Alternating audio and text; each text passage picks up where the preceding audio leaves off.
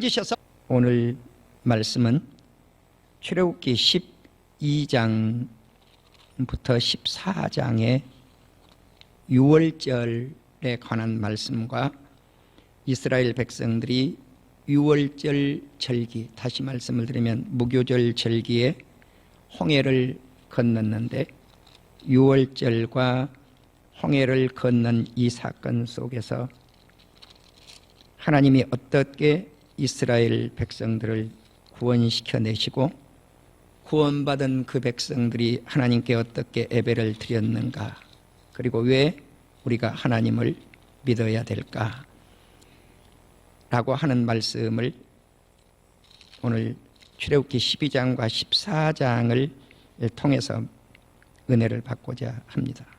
먼저 출애굽기 12장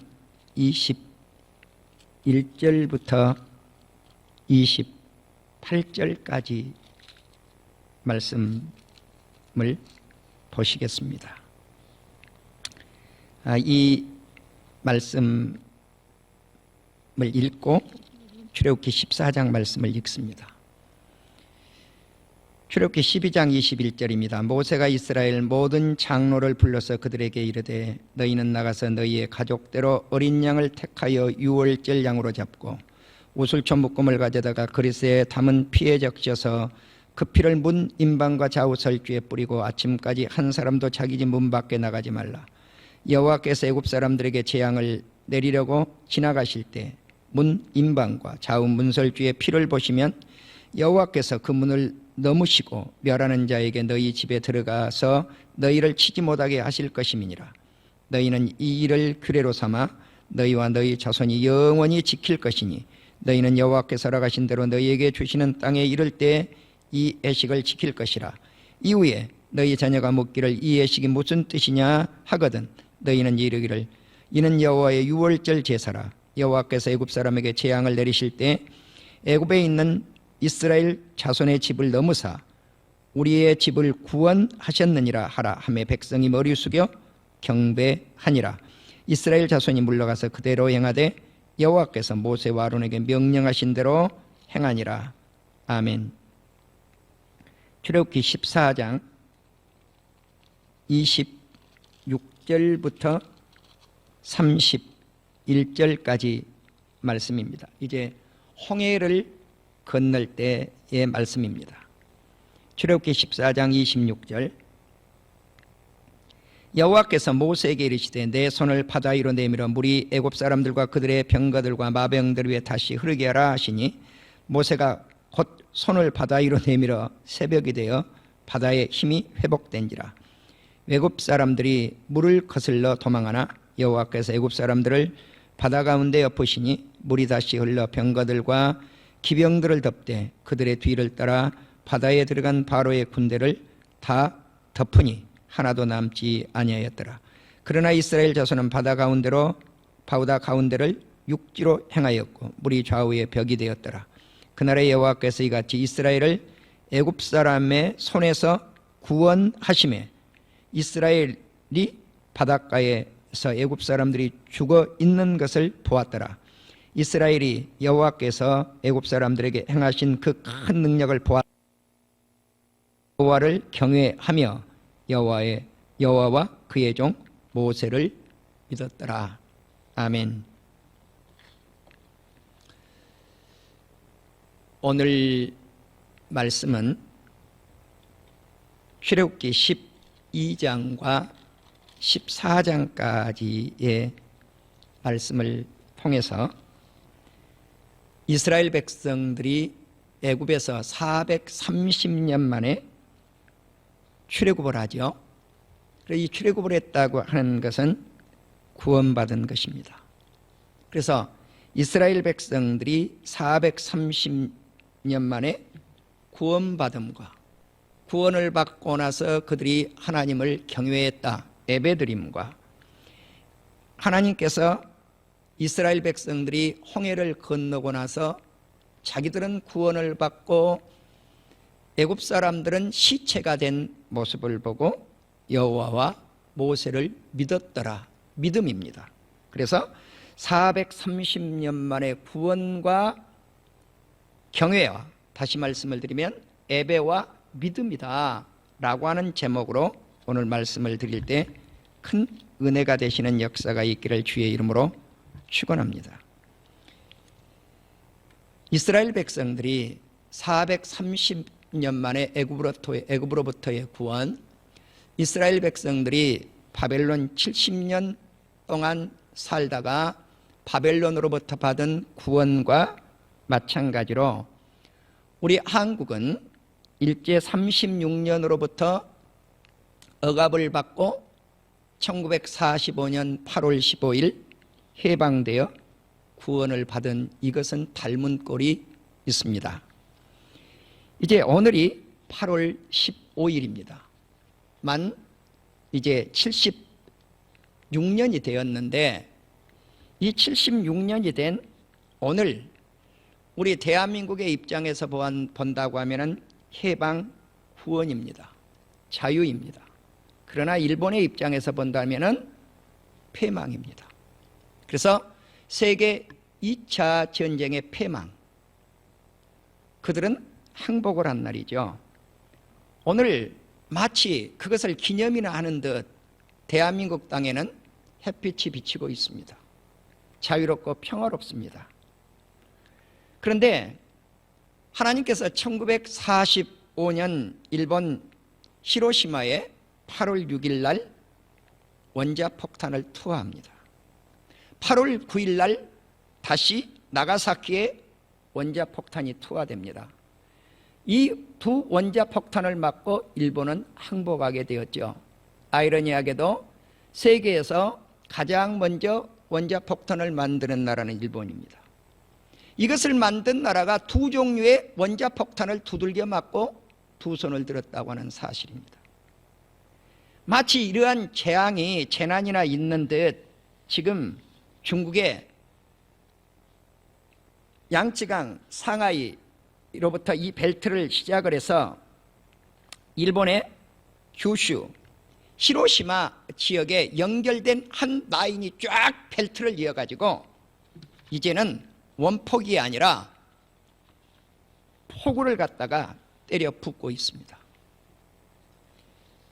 규슈 지역 같은 곳을 보면 히로시마 폭탄을 맞았던 이 지역에 비가 1000mm 정도 지금 내렸고 그 이상 내리고 있습니다. 예상하기는 앞으로도 300에서 500mm가 더 내릴 거다. 그래서 1300mm 내지 1500mm가 내릴 것으로 예고하고 있습니다. 일본의 지금 기상청에서는 연일 일본의 방송을 하고 있습니다. 뭐라고 방송을 하고 있느냐? 대피하라는 대피 명령입니다. 이것은 어떤 특정 지역이 아니라 일본의 거의 전 지역입니다. 대피하십시오. 어디로 대피할 것인가? 안전한 대피 장소를 1순위로 가서 대피하십시오. 학교 같은 이런 것들이거든요. 그런데 대피 장소에 대피를 했는데 이곳에서도 물난리가 쳐 들어오니까 거기서도 대피를 해야 되는 비상 상황이 발생이 된 거죠. 두 번째 보니까 어디로 대피하라고 그러는가? 친척집 있으면 친척집으로 대피를 하십시오. 세 번째 어디로 대피를 할 것인가? 가장 높은 곳에 있으면 대피하라는 거예요. 그리고 어떤 특별한 정부의 지원 대책이 없다는 거예요. 대책을 쓸 수 있는 상황이 못 돼요. 그래서 이제까지 경험해 보지 못했던 일을 일본에서 지금 경험 중이고 있는 것이 현재 이 상황입니다. 저는 우리 사랑하는 성도님들에게 수차례 외쳐댔습니다. 이것들이 어떤 기상 상황인가? 기상 상황이 아니라는 것입니다. 제 입장에서. 세상 사람들은 기상 상황이라고 하는데 목사로서는 그렇게 해석할 수 없다는 거죠. 예수님을 얼마나 잘 믿고 있느냐, 믿지 않느냐, 여기에 달려 있다는 것입니다. 여기에 달려 있다는 것입니다. 우리 대한민국이 코로나 시대에 다른 나라와 뭐 그렇게 큰 차이가 없지만 그러나 한 가지 차이점이 있습니다. 이 나라 이 땅에는 예배를 이 코로나 시대에 순교하고자 하는 목회자들과 성도들이 무수히 있다고 하는 사실입니다. 일부 개중의 목회자들, 일부 개중의 성도들은 오늘과 같이 이렇게 코로나 앞에 무릎을 꿇는 모습이 우리 교회 안에서도 보이지 않아요. 이 모습이 지금 코로나 앞에 무릎을 꿇고 있는 모습이에요. 그렇지 않으면 가득 차야지요. 이 무릎을 꿇고 있는 거예요. 예. 교회들은 문을 닫아요. 새벽 기도를 드리지 않아요. 주중 예배 아예 드리지 않아요. 주일 예배 한 번으로 그냥 형식적 드리는 동 마는 동 해요. 그래도 한국 교회는 살아 있습니다. 왜? 그런 가운데 순교하고자 하는 정신이 이곳저곳에서 한두 교회가 아니에요. 그런 교회들이 한두 목사님이 아니에요. 한두 성도들이 아니에요. 그래서 요즘은 성도님들이 그런다니까요. 순교적 정신을 가지고 예배 드리려고 하는 목사는 참 목사, 그렇지 않은 목사는 가짜 목사, 이렇게 편가르게 해버려요. 나는 맞다고 봐요. 100% 맞는 말씀이에요. 오늘 우리는 이처럼 하나님께서 8월 15일 광복절을 맞이하면서 왜 대한민국 땅의 햇빛을 일본과 중국 땅에 그늘진 암흑과 같은 모습을 보여주느냐는 것입니다. 여기서 우리는 오늘 하나님께서 이 백성을 향하신 구원의 소식, 이것을 6월절에서 한번 먼저 찾아보고자 합니다. 출애굽기 12장은 430년 만에 이스라엘 백성들이 애굽으로부터 탈출하는 장면이 나오고 있습니다.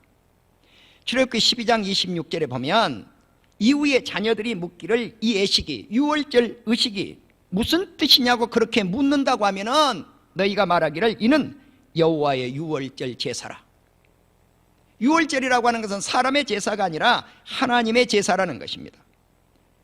하나님께서 애굽 사람들에게 재앙을 내리실 때 애굽에 있는 이스라엘 자손의 집을 피가 있는 6월절 어린 양의 피가 있는 그 집에 담을 그 집을 넘어버린 거예요.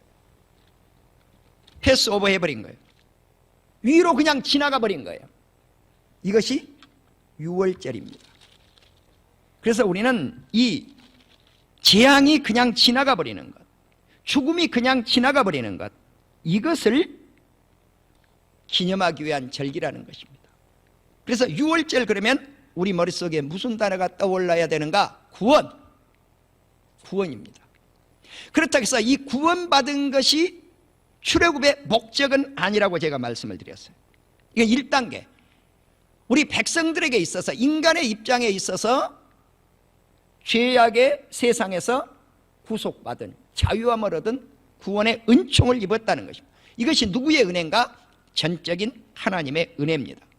그러면 어떤 은혜인가? 짐승의 피, 어린 양의 피, 염소의 피, 소들의 피, 짐승의 피를 통해서 이렇게 6월절 어린 양 하는데 꼭 양만이 아니에요.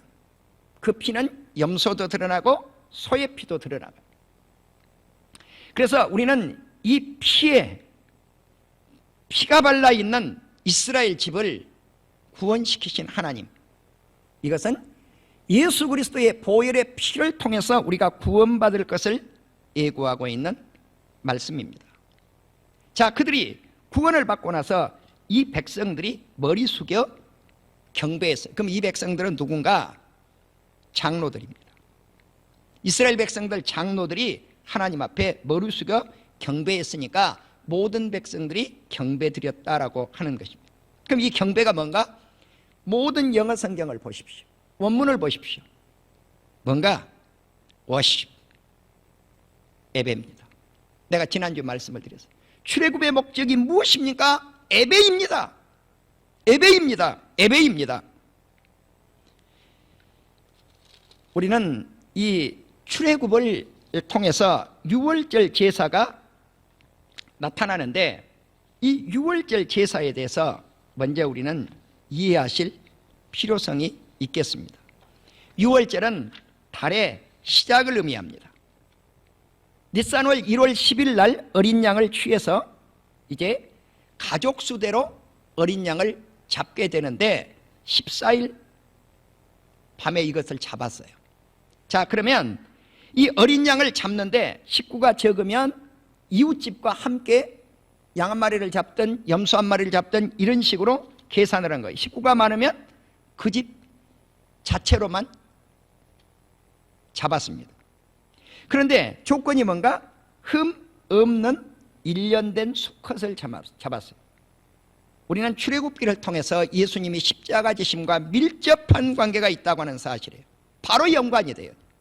그럼 예수님이 어느 절기에 십자가를 지시는가? 당연히 유월절 절기에 예수님이 십자가를 지셔요. 그러면 예수님은 어떤 모습으로 십자가를 지시는가? 흠없는 짐승들, 양과 염소와 소를 흠없는 것을 준비했다면, 히브리서 9장 11절에 보면 예수님 또한 흠없는 제사를 드렸다고 말씀을 합니다. 그리스도께서는 장래 좋은 일의 대제사장으로 오사 손으로 짓지 아니한 곧 이 창조에 속하지 아니한 더 크고 온전한 장막으로 말미암아, 온전한 장막이 뭐예요? 천국이에요. 우리는 출애굽기 다음에 나타난 말씀이 뭐냐면은, 출애굽기가 딱 끝날 때 40장에 1월 1일 날 성막을 세워요. 그러면 이 성막을 세우는 이 니산월, 이 달이 무슨 절기가 다가오고 있는가? 6월절이 다가오고 있어요. 6월절이. 그러니까 이스라엘 백성들이 광야에서 장막을 만드는 그 일, 장막에서 제사를 드렸고, 장막에서 하나님 앞에 성막 회막에서 주님을 만나고 하나님을 만나고 제사를 드리는데, 그 성막을 세우는 것이 6월절을 앞두고 세웠다는 사실이에요. 그래서 그 사람으로 짓지 아니하는 성막보다도 더 좋은 천국의 장막 성소를 예수님이 세우신다는 말씀입니다. 그래서 예수님은 황소의 피와 및 암송아지의 죄를 부정한 자에게 뿌려 그 육체를 정결하고 거룩하게 했다. 그러니까 여기서 보면 양의 피만 사용한 것이 아니고 황소, 암소의 피도 사용했구나 하는 것을 알 수가 있어요. 히브리서 9장 14절에 보면 하물며 영원하신 성령으로 말미암아 흠 없는 자기를 하나님께 드린 그리스도의 피가 어찌 너희 양심을 죽은 행실에서 깨끗하게 하고 살아계신 하나님을 섬기게 하지 못하겠느냐? 짐승이 깨끗한 짐승을 제물로 드렸다면 예수님은 흠 없는 자기를 드렸다. 흠 없는 수컷을, 짐승을 하나님 앞에 드린 것처럼 예수님 자신이 흠 없는 제물이 되어서 드려졌다는 것입니다. 하나님을 섬기지 못하겠느냐? 여기서 서브라고 하는 이 단어는 에베라고 하는 의미, 경외라고 하는 의미가 들어있습니다. 그래서 히브리서 10장 19절에 보면 그러므로 형제들아 우리가 예수의 피를 힘입어 성소에 들어갈 담력을 얻었느니라. 옛날 같으면 우리가 교회에 이렇게 아무나 들어올 수가 없잖아요. 그런데 오늘 우리가 아버지 집에 들어올 수 있는 자격이 뭔가? 보혈의 피, 예수 그리스도의 보혈의 피를 믿음으로 아버지 집을 마음껏 드나들 수 있는 역사가 있었다는 것입니다. 이제 이들이 430년 만에 이와 같이 유월절 제사를 하나님 앞에 드릴 수 있는 구원의 축복. 그래서 이 유월절은 니산월 해가 시작되는 첫 달이지요. 그래서 니산월 15일부터 시작이 됐어요. 그래서 이 니산월 15일, 니산월을 기적의 달이라 그렇게 이야기를 합니다. 니산은 네스라고 하는 그 근원적인 언어의 뜻이 뭔가? 기적이라고 하는 의미가 이 안에 들어있는 거예요. 그러니까 이들이 구원을 받은 것은 어떻게 받았는가? 기적적으로 받았다고 하는 뜻입니다. 자, 이들이 조금 전에 말씀을 드린 대로 6월절을 앞두고 성소를 세우고, 성막, 회막이죠. 그러면 이 성막과 회막은 무엇을 의미하는가? 이 성막은 그곳에서 산다고 하는, 거주한다고 하는 뜻이고, 회막은 만나는 거예요. 자, 임시 거주처에서 만나는 거죠. 그러니까 광야 40년 동안 그들이 살았던 것은 임시 거주처였어요. 거기서 누구를 만났는가? 하나님을 만난 거예요. 그래서 조금 전에 말씀을 드린 대로 우리가 예수 그리스도의 보혈의 피로 장막에, 회막에 마음껏 드나들 수 있는 역사가 일어났다는 거예요. 또 예수님이 십자가를 지신 날이 어느 날인가? 바로 6월절을 준비하는 예비일이었어요. 예비일. 그러니까 요한복음 19장 14절에 보면 이날은 6월절 준비일이에요. 때는 제6시라. 이렇게 말씀을 하죠. 빌라도가 유대인들에게 이르되 보라 너희 왕이로다. 그들이 소리이르되 없이하소서 없이하소서 그를 십자가에 못 박히소서. 이렇게 하니까 우리 예수님을 십자가에 못 박으로 넘겨주었지요. 자, 그래서 이제 이 유월절은 성회로 모이는 거예요. 아무 노동도 하지 않아요. 이 날은 거룩한 날이죠. 그래서 우리가 이 주일이 어떨 때 탄생이 되어졌느냐. 주일이 바로 이 무교절이에요. 유월절 절기 가운데 주일이 형성이 된 거예요. 예수님이 그때 부활을 하셔요. 자, 마치 출애굽을 어느 때 하는가? 무교절기예요. 출애굽을 유월절 절기를 연결해서 일주일 동안 무교절을 지키는데 홍해를 건널 때 그들이 어떤 절기에 홍해를 건넜는가? 유월절 절기에 건넜단 말입니다. 무교절 절기에 누룩 없는 떡을 준비해서 먹을 때 고난의 떡이라고 그래요. 유월절 이 떡을 먹을 때는 무교병은 고난의 떡이라고 그래요. 고통의 떡이라는 거죠. 그래서 고통의 떡을 먹는 그 절기에 홍해를 걷는 거예요. 민수기 9장 2절을 보면 정한 기일에 이 절기를 지켜라고 말씀을 합니다. 그런데 민수기 9장 11절에 보면 둘째 날 14일 이것을 어떻게 지킬 것인가? 어린 양을 무교봉과 쓴 나물을 함께 먹되 아침까지 그것을 조금도 남기지 말고 그 뼈는 하나도 꺾지를 말아라 그래요. 이게 놀라운 말씀이에요. 하나도 뼈를 꺾지 말라고 해도 그러면 이 뼈가 누구의 뼈와 연결이 되어지는 거예요? 짐승의 뼈인데 이 뼈가 예수 그리스도의 뼈와 바로 직결된다고 하는 사실입니다. 그래서 출애굽기 12장 46절에 보면 한 집에서 먹되 그 고기를 조금도 집 밖으로 내지 말고 뼈를 꺾지 말라. 뼈를 꺾지 말아라. 예. 민수기 9장 12절에서도 뼈를 꺾지 말아라. 시편 34편 19절에서도 뼈를 보호하시며 그 중에 하나의 뼈도 꺾이지 않을 것을 말씀하고 있습니다. 물론 다윗의 시입니다. 이처럼 우리 예수님의 옆구리에 피와 물이 나오는 이와 같이 창으로 찔려서 피와 물이 나올 것을 이제 스가랴 12장 10절 말씀에서 예고한 대로 역사가 이루어지죠. 그러니까 예수님의 십자가는 유월절과 뗄래야 뗄 수 없는 밀접한 관계를 가지고 있다는 사실입니다. 유월절 의식은 모든 사람에게 동일하게 적용을 했습니다. 다시 말씀을 드리면 외국인이 되었건 본토에서 태어난 유태인들이 되었건 동일하게 적용을 했어요. 그래서 모든 할례 받은 사람들이 유월절 절기를 지키도록 그렇게 했습니다. 민수기 9장 15절에서 22절에 보면은 성막을 세운 사건을 기사화해서, 그러니까 왜 유월절 절기 바로 다음에 성막을 세운 사건을 민수기 9장 1절에서 14절까지는 유월절을 다루고 있고 바로 출애굽기 40장에 나타난 성막을 다루고 있느냐는 거죠. 그래서 하나님은 유월절 이 절기를 통해서 성막을 세워서 1월 1일 날 성막을 세웠는데 불기둥과 구름기둥으로 이스라엘 백성들을 인도했다는 거죠. 밤에는 불기둥으로, 낮에는 구름기둥으로. 그래서 저녁에는 불같은 모양 같은 것이 나타나고 아침까지 있다가 낮에는 구름기둥으로 그것들이 덮은 거예요.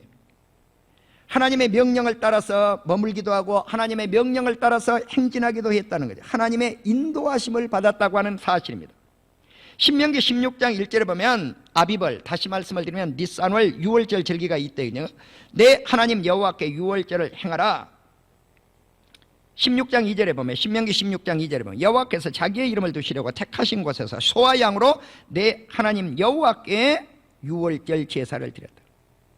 그러니까 우리가 양으로만 유월절 제사를 드린 게 아니라 염소로도 소로도 유월절 제사를 드립니다. 그러니까 그 피를 통해서 이제 피가 임방 문설주에 묻혀 있으면 그 집을 하나님의 사자가 뛰어넘고 애굽 사람들은 그 피가 없었기 때문에 다 쳐 죽였다는 거예요. 그러니까 한쪽에서는 구원이요 한쪽에서는 사망이었다는 거예요. 마치 8.15 해방이 한쪽에서는 구원을 받았고 한쪽에서는 패망한 일본과 한쪽에서 구원받은 한국과 상반되지 않아요? 바로 이때 이스라엘 백성들이 해방이 돼요. 여러분, 이게 놀라운 것 아니에요? 바로 이스라엘 백성들이 건국을 하고 대한민국이 해방을 하고 그리고 건국을 하고 이스라엘이 건국을 하고 이 시기가 같다는 거죠. 건국이 이 정부에서는 1948년 건국 그 이념을 훼손시키고 있어요. 네. 1919년으로 자꾸 보려고 하죠. 그 군원을 따라서 올라가려고. 그 역사적 의식이 좀 다르다고 할지는 모르지만 아니에요. 건국이라고 뭡니까? 나라를 세운 것인데 어때 임시정부가 나라를 세우는 날로 그게 이루어질 수가 있어요? 그건 이루어질 수가 없죠. 대선 후보들을 모아놓고 지난주 토요일 날 조창기도를 가지려고 대한민국 나라사랑 운동본부가 계획을 했는데 코로나로 인해서 연기가 되었어요. 그래서 국민일보에 기사화가 되고 광고도 내고 2차례나 기사화가 되고 이랬더라고요. 그런데 9월 9일로 연기를 했는데 거기에 주관하고 있는 이기범 목사님이 날 보고 그래요. 목사님, 그날 모임에 여야 대선 후보들이 다 거기에 거의 오는데 분명하게 한 가지는 짚고 넘어가겠습니다. 8.15 해방과 건국 이념만큼은 정확하게 짚고 넘어가겠습니다. 여러분, 나라가 해방이 되어지고 나라가 건국이 되어졌는데 이게 역사관이 달라야 되겠습니까? 같아야지. 우리는 이 6월절 의식 속에서 이스라엘 백성들이 구원받은 이 사건이 우리 민족과 어떤 관계가 있을까 하고 제가 오늘 연결시키고 있는 겁니다. 신명기 16장 16절에 보면 애굽에서 나오던 시각이 초저녁 해질 때 이때 6월절 제물을 드리도록 했습니다. 자, 그러면 신약에서 6월절을 어떻게 보고 있는가? 요한복음 2장 13절에 보면 예수님이